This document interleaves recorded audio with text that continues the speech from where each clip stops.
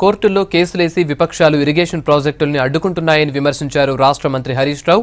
సిద్దిపేట జిల్లా దుబ్బాకలో పర్యటించిన హరీష్ రావు ఎమ్మెల్యే రామలింగారెడ్డితో కలిసి అభివృద్ధి కార్యక్రమాలు ప్రారంభించారు.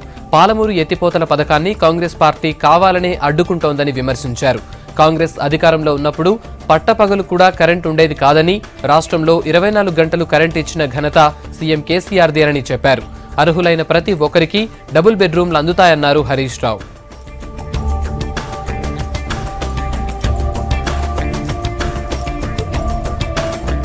భారతదేశంలో ఎవరు చేయని విధంగా ఇంటింటికి నల్లా పెట్టి నీళ్లు తాగించే కార్యక్రమం చేద్దాము, త్రాగునీటికి ఇబ్బంది లేకుండా రాష్ట్రాన్ని తయారు చేస్తామంటే కాంగ్రెస్ పార్టీ ఈరోజు ఆ ప్రాజెక్ట్ని అడ్డుకునే విధంగా ప్రయత్నం చేస్తుంది.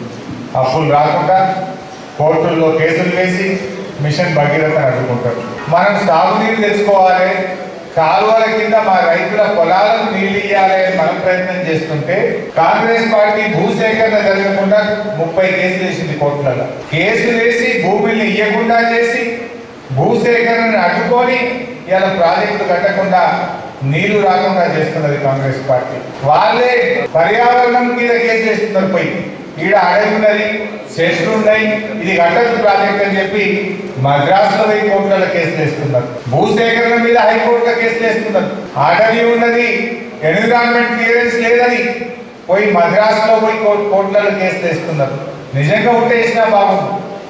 ఆడ చెట్లు లేదు, ఆడ జంగల్ లేదు, పులి లేదు, కానీ ఆడ పులి ఉందట, జంగల్ ఉందని కేసేసింది. పాలమూరు ఎత్తిపోతల పథకం అంటే ఇలా కాంగ్రెస్ పార్టీ ఎట్లయిపోయిందంటే ఏ పని కూడా చేయనీయకుండా మేము పని ఏం చేయలేదు, మీరు కూడా ఏం చేయలేదు. ఇలా కరెంట్ ఎట్లున్నది? కాంగ్రెస్ పార్టీ ఉన్నప్పుడు పల్లెటూరులో కరెంట్ రాకపో, ఈ టైంలో దుబారా కరెంట్ ఉందా?